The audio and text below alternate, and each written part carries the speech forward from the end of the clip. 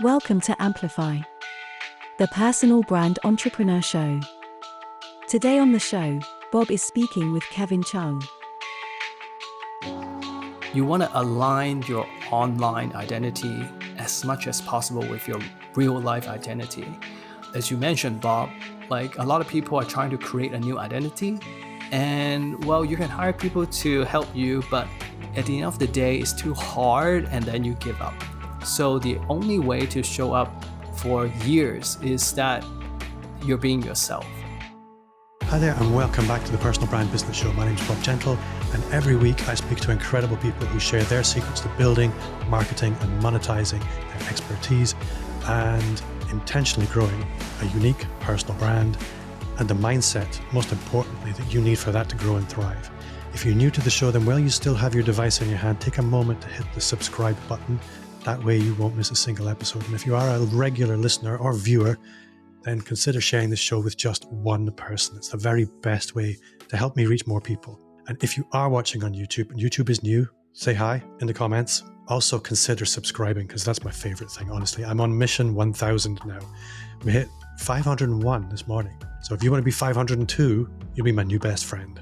And also give this episode a like. So now, as a culture, we are trained to think of people who create as working in secret until they have that big Eureka moment, or they complete a mastermind. A lot of entrepreneurs try to work that way too. They build something, they have a big grand unveiling or a launch, and then they wonder why nobody cares.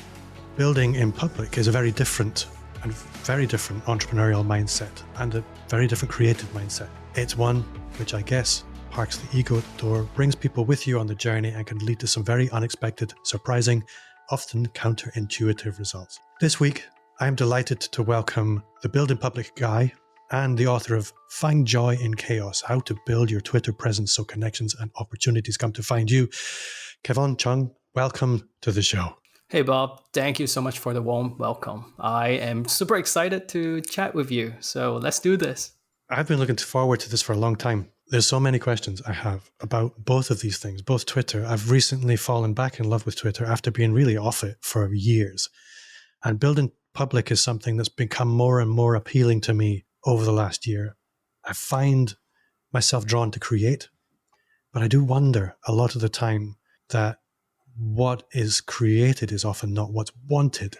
And that for me is a big problem. So before I start rambling too much, can you maybe just start by telling us a little bit about who you are, where you are, and the kind of work you do?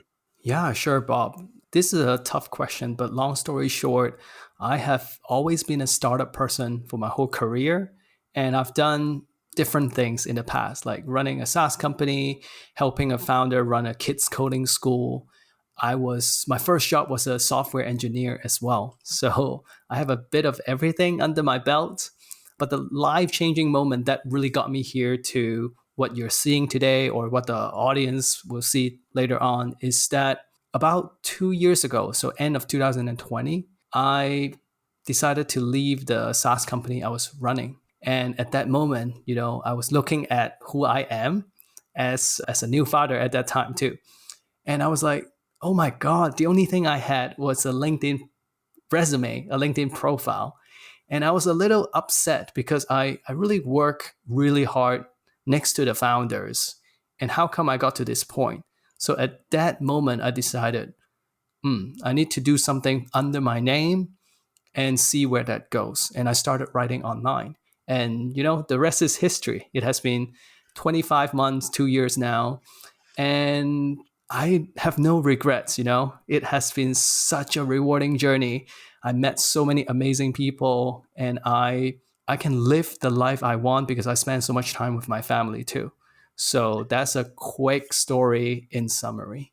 So for the listener who's completely new to the whole idea of building public, and I'm fairly new to it, if I'm honest, so you can treat me as that same person. What is the basic principle of building public that makes it distinctly different from the traditional way of producing products, creating content, anything really? I like to use this example like a restaurant. Like usually when you walk into a restaurant, you don't see the kitchen, right? You order and then they serve you the dish, and then whether it looks good or tastes good, you only know it later on. But building in public is more like a restaurant with an open kitchen. So the moment you walk in, you're like, "Ooh, this looks good." The chefs are preparing the ingredients, cutting things up, and cooking maybe the steak or the fish. So it is about really opening up, what people say, the garage or the open kitchen for people to see. But actually, this is just one part of building in public. Most people only know this part, by the way. And the second part, which is part of my role to tell people about, is that, hey, these chefs in the open kitchen, they don't just stay in the kitchen. So this is when I bring in another concept called the omakase. So if you're familiar with the Japanese culture, you would know that at the sushi bar, there's this thing called omakase where the chef prepare the ingredients in front of you, but they don't just do the food for you. They chat with you, they talk to you, they explain the fish, they explain the culture. This is what building in public is involving the people in the journey. So I think earlier in the show, you mentioned about, not building in the dark, getting feedback, building the right things. I think when you have this open kitchen concept, you are able to serve the right dishes for people because they're telling you what they like all along. So one of the difficulties that I assume is an instinctive reaction to the idea of building public is, what happens if you're not very good at it? And I think here's the thing. If you want to be great at something, you have to pass through this valley of sucking. And for a lot of people, their ego can't handle being seen to suck. But sucking is relative, I guess. So how do you help people through this, all the mindset issues that must come up when they start thinking about showing their workings, so to speak? Because I've taught so many students and coached people one-on-one so far, I've realized the biggest fear or biggest obstacle that people have is that they feel like they're doing this all by themselves. Like a lot of people would put a tweet on Twitter and feel like, how come no one is liking my tweet? How come no one is listening to me? So essentially, it's not really about the content. It's not even about that advice or wisdom that you put out. Everyone just wants some kind of listener. It doesn't even need to be your potential audience or customer. It just has to be someone. So I think a big part of my course, like module 1, is all about overcoming that vulnerability. Really understand what social media is about, to give yourself like a circle of people around you as your first group of friends. I think a lot of people don't get this part, so they get really frustrated. But from what I see, once you get some like-minded people around and they're engaging with your tweets, that suckiness significantly dropped to almost zero because you feel good about what you're saying. And then you can fine-tune it to fit your target audience later on. I think this is an important point, that a lot of people assume that they come into the world finished. And what I mean by that is, something that's become apparent to me in business is that your business will only grow when you grow. And a lot of people underestimate the importance of this process of becoming the business owner that they need to be, becoming the creator that they need to be. If you join with others in that journey, the process is accelerated, and it's accelerated significantly. And a lot of people, they do try and hide their creation, hide their process. They don't invite other people to participate in it, and then they wonder why they never really make any progress. So I think that's a really powerful idea. I do want to talk about Twitter, and I think I'm maybe going to come to that in the second part of the conversation, because it's too easy for me to start slipping into talking Twitter tactics, because you have an awesome book on that. I'm halfway through, but I want to continue with the build in public thing a little bit. When it comes to build in public, I'm going to get practical with this a little bit. So let's say I have an idea for a book. Let's deal with a book first, and then I'm going to look at maybe a coaching program after that. So I have an idea for a book. I don't know if this is a good idea. I don't know if people want this book. How would you approach the initial, what would that roadmap look like for somebody who had embraced build in public? Yeah, I can actually talk about the process of how I wrote Find Joy in Chaos, because I've been creating content. I have some followers. And for my first book, I didn't really know how to angle it, like what would make a good book. So I actually follow Rob Fitzpatrick's Write Useful Books framework. That was a really, really good book. So anyone writing a book should check that out. And basically, I just kind of list out the table of contents. And the way I write table of content is like not trying to clickbait people in, but I just make every chapter descriptive so people understand what they're getting. So my first task is I observe what's around me and I come up with the table of contents.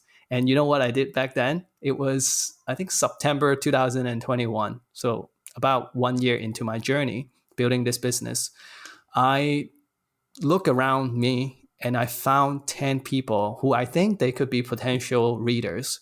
I think they're the right fit. And I asked them, hey, would you have 60 minutes for me where we just get on Zoom? We just read the table of contents together. And all you need to do is to give me some facial expression and tell me whether this excites you or this bores you to death. And I did 10 of them in 2 days. And you know what? After that 2 days, I pretty much rewrote the table of contents. And this is part of building in public, even though I'm not shouting on social media. But as you can tell, I'm scouting people on social media and I'm posting the calendar so that the people watching me are like, ooh, Kevon is serious about this. Kevon is not someone who just, stay overnight. No, Kevon is not someone who just pull 2 all-nighters to finish a book, but he actually cares about the content that he scheduled 10 calls to do the first step. So that was my first step. And then we can talk about second step as well. But I first want to see if you have any questions about the first step. Not questions so much as observations. I think what you've done already is you've got collaborators, you've got co-creators already in the very first step. So that, I think, is an important point to emphasize. You write the table of contents, they rewrite the table of contents. Yeah, and I can tell you that these people get invested in the book.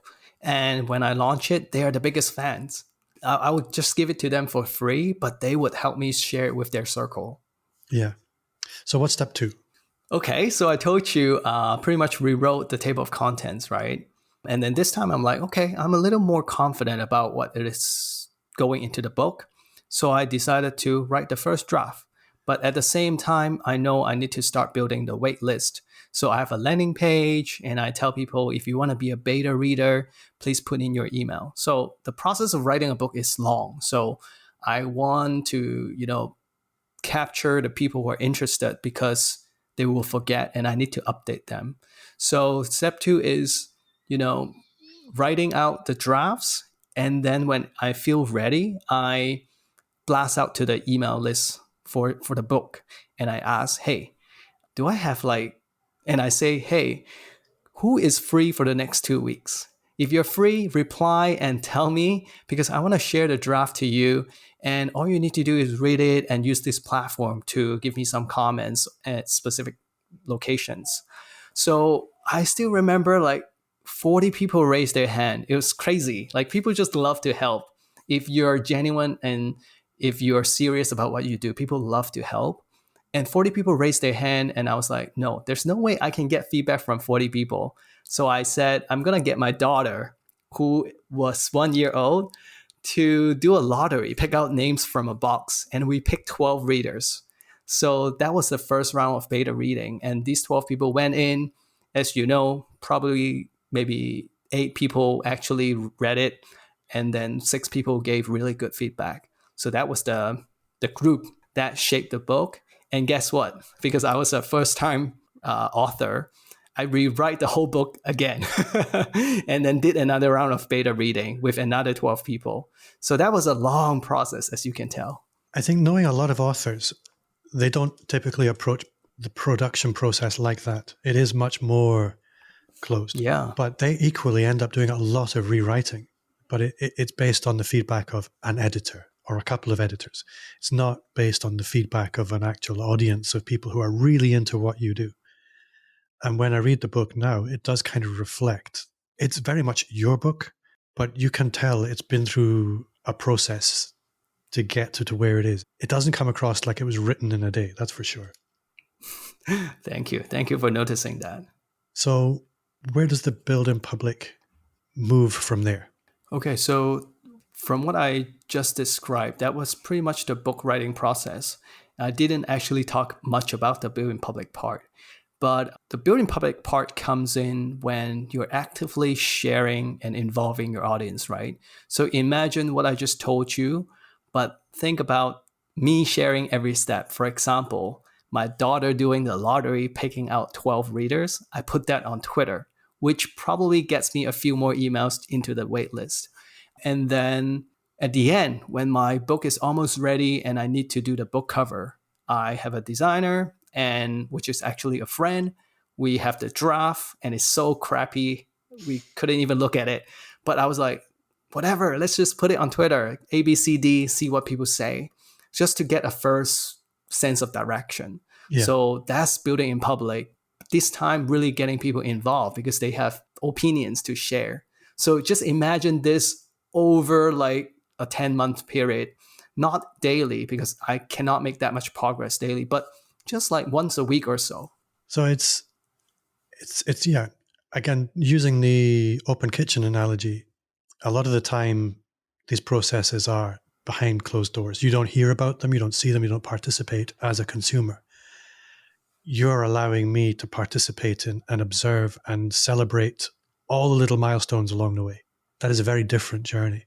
So taking that then to course creation or coaching programs, it's much more, with a book, a lot of the time it's, this is what I want to communicate to you. Help me refine my message is essentially what you're doing with the building public. With course creation or coaching programs, how would you approach that differently? Or would you? I think I'm pretty set on the framework. So I would just approach it the same way, but probably with some small tweaks here and there. So I actually just started my own coaching program. So I don't know if you see the tweet today or in some places yesterday, I posted a tweet where I say, hey, I had my first session with my coachee. And I took a screenshot of the coaching program I was using. And, it is not really getting feedback from people to shape the coaching program, but I am sharing these like little snippets so that people know, ooh, I didn't know Kevon do coaching, but now I do, because it's that one little screenshot that hints that I can perhaps join the coaching program. So this is the kind of updates that I plan to do more. In terms of shaping the program, I don't know. This coaching program is probably a bit harder because it serves a smaller group of audience, and I probably want to prioritize their feedback over the public feedback. So you raise a good point. Like probably book is easiest to get public feedback. Course is still easy because, as a video course, everyone can do it. Coaching is probably the hardest. I did see that tweet earlier today, and something springs to mind here that I think is quite important. I remember a coach, quite a big name, about 6 months ago, telling the world he had this spectacular launch. And then very discreetly on Instagram stories, he posted a picture of his coaching session. And I thought, there are 5 people there. This was his spectacular launch, 5 people. I think what the building public demands is integrity. That if you want to present yourself as one thing and then build in public, it ain't going to happen. You have to be honest with yourself. You have to be honest with the world. But what's exciting, and you see this with the people who really embrace it, is the world rises up to meet you. Your honesty is reciprocated. You attract very different people to your business. You attract people to your business who are attracted because they actually love you. They love the product and not the pitch, not the launch process, not the tricks that marketers often use. It is a slow journey. It is potentially a slower journey, but I think it's one that's much more robust and leads to a much more longevity, I think. Yeah, Bob, I totally agree with you. I think the key word in that tweet that gives you this feeling is probably when I say, I just started my program and this is my first client. I think a lot of people would be afraid to say that because then they feel like, oh, the program is so new, no one's going to sign up and pay you thousands of dollars. But for me, I don't know how, but I don't want to be an overnight success. I feel like if you launch a course with, I don't know, thousands or 50,000 dollars in revenue, it is very hard to replicate that. But my theory is that I go slow but steady, and the reputation, the goodwill is there, then it will be steady. No one can destroy me, which I'm seeing right now. I'm 2 years in, and it is going uptrend. Yeah. So let's talk about Twitter for a little bit. One of the things that's, I don't know, Elon Musk is apparently destroying Twitter, but I'm having more fun on Twitter than I've ever had. And I have a whole list of questions here. Go back 5 years ago, everyone was really focused on big Twitter followings. And I've really had a big shift on this, that one of the things I really value is connection and being able to actually engage with people who are like-minded. And that's surprisingly difficult on social media across the board. It doesn't really matter what platform you're on. With Twitter, it's a little bit different. It's very much the case that you get out of it what you put into it. And in a world where everybody's focused on automation and scheduling and things like that, a little bit of work is powerfully rewarded. One of the things that really stood out for me reading your book was how unhelpful big accounts and engaging with big accounts can actually be. A lot of the prevailing advice, particularly on Twitter from people like Gary Vaynerchuk, is, just engage with massive accounts. Their following will follow you back and it'll all be splendid. Well, it doesn't work like that. And one of the big pieces of advice in your book, as far as I've got so far, is unfollow all the big accounts. They're not helping you. So I did that, and it makes a tremendous difference to my feed because I start paying attention to the people who I feel like I can resonate with a little bit. And I approach Twitter quite differently. I'm trying to think what my actual question is here, rather than just monologuing on how good your book is.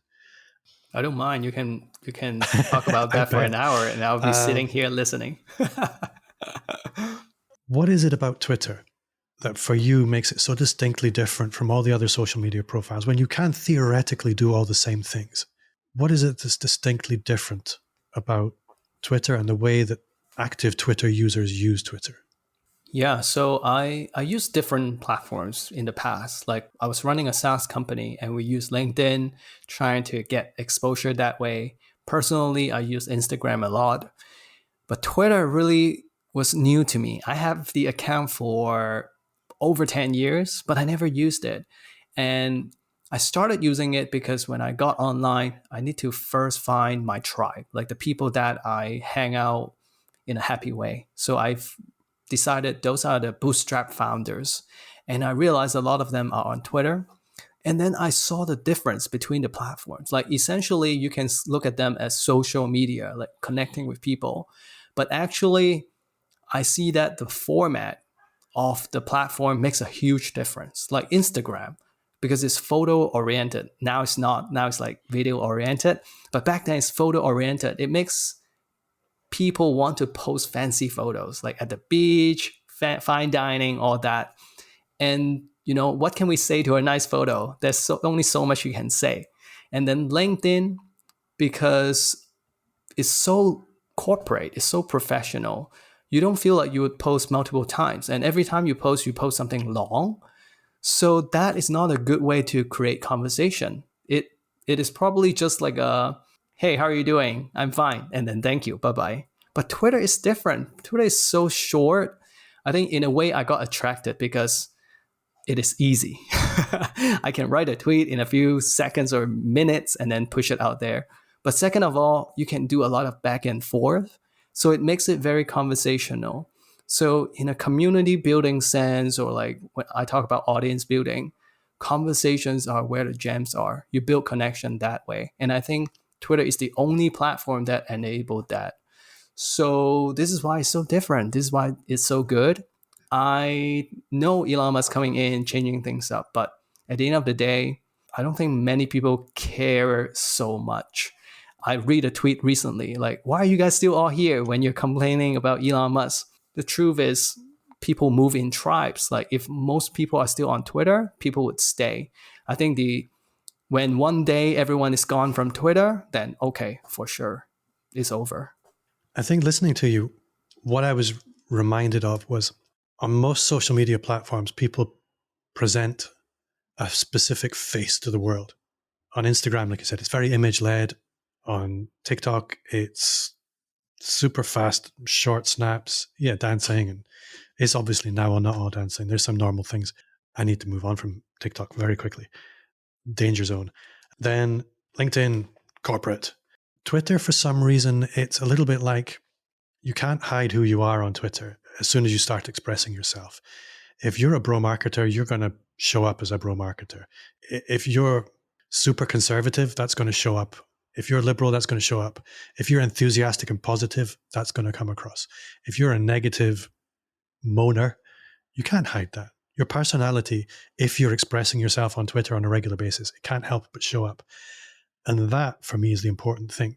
And it comes to what you were saying there. There's tribes form on Twitter, and it's your vibe that essentially drives that tribe. And if you do show up on Twitter, it seems to be like people tend to coalesce around a vibe, not necessarily around an idea. And that's, I guess, why I'm attracted to how you come across on Twitter and a whole bunch of other people. And it does start to feel like a little bit of a community, even though everybody has their own solo accounts. And what's interesting alongside that is a lot of the time you won't know if this account belongs to a billionaire or somebody who's just on day one. It actually doesn't matter, because when you meet somebody that you know and you meet somebody that you kind of like, you just kind of like them. What you earn, what they earn, it doesn't matter. And I really love that. It's very, what's the word? Egalitarian would be the word. Yeah, that one surprised me as well, because I work with people who are quite successful in their career. And then before they join a course, when I look at them, they're like, they really don't know what to share on Twitter. I thought it would be easy to just grab something from your day-to-day, from how you run your business and share it. But I guess the muscle is very different. Like you, first of all, need a system to write down those ideas, and then you need to write, and then you need to engage with people, which a lot of people don't want to spend the time on that.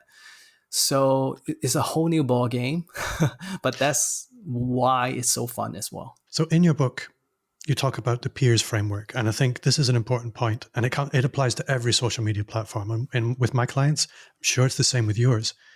The first barrier is, I don't know what to say. It's basic writer's block. It's the blank sheet of paper. It's the blank canvas. Nobody likes a blank canvas. So tell me a little bit about the peers framework and how this can break down and move past the blank canvas. I think the key thing about the peers framework is that you want to align your online identity as much as possible with your real life identity. As you mentioned, Bob, like a lot of people are trying to create a new identity, and well, you can hire people to help you, but at the end of the day, it's too hard, and then you give up. So the only way to show up for years is that you're being yourself. So the peers framework really try to ask questions so that you understand more about what you want to show, as well as what you don't want to show and what you don't want to do online. And then helps you have this brand guideline, which is usually for brand and companies, but you can have one for yourself as well. And to kind of guide you to show up every day to mingle with people. I actually went through the peers framework myself. So that's how I come up with the idea of, hey, maybe I can share this with other people. For one thing, like memes are really popular. You can get a lot of impressions. I actually struggle. Kevon, you should do memes. But I'm like, no, that's too hard. That's not me. Like, I don't want to be the memes guy. So that's one example. Let's maybe just spend a minute breaking down the peers framework, sort of PIERS, without going too deep, just so the listener can have some idea of what we're actually talking about and how that framework can free you to start enjoying some self-expression. Yeah, I need to write down as well. So my own frameworks are exactly the same. Yeah. Okay. P is principle, right? So I guess you need to understand what kind of life values you have, what kind of principle you live on. So for me, is honesty, integrity. I would never tweet something that is not true. So when you know that about yourself and you be like, oh, this is what I want people to see as well, then that goes into principle. And then we have interests. So interest is on the easier side. Like you have so many interests, but a lot of people either don't show any of them or show everything and make it a social media account where you talk about politics, sports, what you're doing on the weekend. No, we kind of want to find something in the middle where you just pick a few things. Like if you're passionate about online education, learning, then that could be a big part of what you share. And you want to see how that connects to your niche. So people come to you, be like, oh, John, the SaaS person who's building this, plus really care about online education, something like that, just to give a focal point when people are checking you out. And then we have exceptions. So this is the part when I talk about the memes. You can also decide whether you want to put out emojis. Are you the casual voice or are you a more serious person? You don't have to force yourself to use emoji, but you just need to make a decision of what to exclude from your identity. And then we have E. E is exceptions. So something that really makes you stand out. So for the people who are watching this on YouTube, you can see my nice wallpaper here. Like if you look at me, Kevon, I put family, I put my babies at the first place. So it has something about family in my brand. So for me, I'm not scared to put out my family photo on Twitter once in a while. Again, not every day. So that's something to stand out. That's exception. And then R is reluctance. So that's something that you really don't want to do. And you want to say no to that. So I talk about memes. It could also be like emojis. Like you need to figure out whether you want to be a person who's more casual using emojis or someone who is more serious with no emojis. And for me, that might be something like I don't want to talk about politics or religion. Oh, totally. I don't talk about politics at all because it's not useful to my community or to my identity. So yes, that's a good one. And then the last part of peers is obviously the S. S is strength. So you really want to understand what you're good at. Like I think someone put out a tweet yesterday, what are you good at that other people find it really hard to do? And I replied, I am good at being vulnerable and sharing my weaknesses in public. And then a few people reply and say, oh yes, that's what I know about you, Kevon. You're really good at that. And to be honest, I know that. I know I'm quite vulnerable. I'm quite open. I know that's my identity. So for me, I just try to, do more about that. Like on this podcast, I have no problem sharing everything I know. When I tweet with someone, when I teach my class, I share all my stuff because I know I'm good at it. So you just need to find out what you're good at and amplify it. Yeah. Amplify me, right? So, and sometimes you don't know that about yourself, but, ask a friend. Like Kevon can know from Bob what I'm good at. That's a really important point. And for me, this really brings things right back to the build in public. It's the world that tells you what you're good at. It's not what you think you're good at. And if you're never engaging with the world, you'll never find out what it is that really makes you shine. And I think that's such an important point. A lot of people wait their whole lives not understanding that they have this incredible spark of genius in them that they've never tapped into. And it's only when you essentially start playing that you discover what that is. And you can't really play on your own. You need to play with others. And then you discover where your magic is. That's so important. Yeah. So Bob, I think it's a really brilliant example in my course, Building Public Mastery, where I tell my students, hey, when you're getting on Twitter or other social media platform, you're kind of like going to a new school. You don't know anyone, and then you're like, how should I make friends? How should I be known in this school environment? And the worst thing that people are doing right now is that you're tweeting, you're telling people that you're the expert of blah, blah, blah. And in the school scenario, it's kind of like the new kid going on stage or going around and telling people, I'm really good at soccer. Really good at soccer. The next soccer match, I should be the captain, right? Then obviously this person is not going to be very popular. But I teach my students, hey, no, let's not do that. But what would you do when you get to a new school? Well, probably pick up a few friends who are really, really passionate about soccer or football, depends where you're from, and maybe join like an activity for soccer. And people can tell you're good if you're good. And that way start to, instill this concept into people's mind. And when the teacher pick a captain for the next match, you're going to be nominated. So it's essentially the same on Twitter. Don't be an expert, but just help people out and let people elect you as the leader. That's a really, really good analogy. I love that.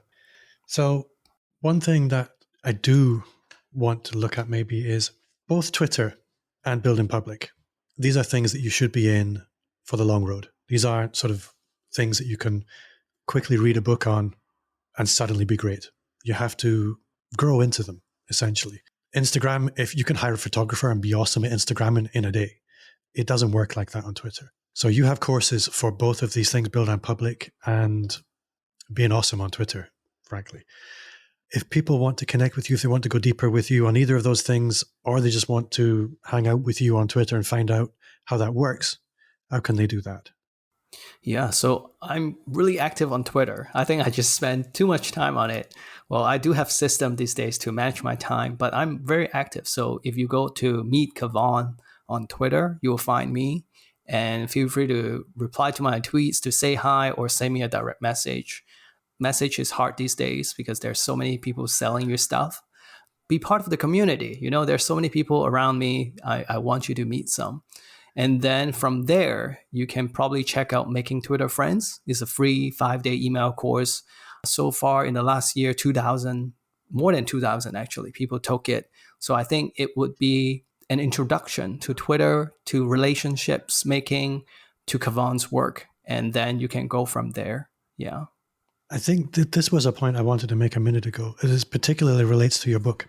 Most books that you read about Twitter, they do focus on tactics. They focus on how to quickly grow your account, things like that. You spoke about making friends. And I think for me, that's at the heart of it. How can you authentically show up as yourself and make friends? And friends help friends. That's really what's at the heart of this. That's something that used to really puzzle me, is how do you break into that world? I could see people helping each other all the time. Like, what about me? Well, you've got to give to get. It's that simple. Hey, Bob, the biggest thing that I'm grateful for is because I talk about topics that are more on the authentic side. I attract a lot of people who are more patient, more authentic than usual. So I think when people meet each other around me or in my community, they usually just feel so much better already. So I think that is something that I'm super grateful for, because the internet can be quite noisy and crowded. Well, Kevon, I have had great fun chatting to you. The editor is going to have a little bit more work to do than normal. Sorry, Finn. But it has been awesome. I'd love to have you back again soon and go much, much deeper on both of these topics. But that does bring us to the end of another episode. Thank you to you for listening at home. If you've enjoyed the show, I would gently encourage you to leave a 5-star review. That's 5, not 2, not 1, 5, wherever you listen, and to share the show with just one person. If you did enjoy the show, then you will also love the Personal Brand Business Roadmap. It's 50 pages of everything you will need to start, scale, or just fix your expert business. Click the link in the show notes or visit amplifyme.agency/roadmap. Thank you, Kevon, so much for your time. I've had great fun today. And to you at home, see you next time. Thank you, everyone. Bye-bye.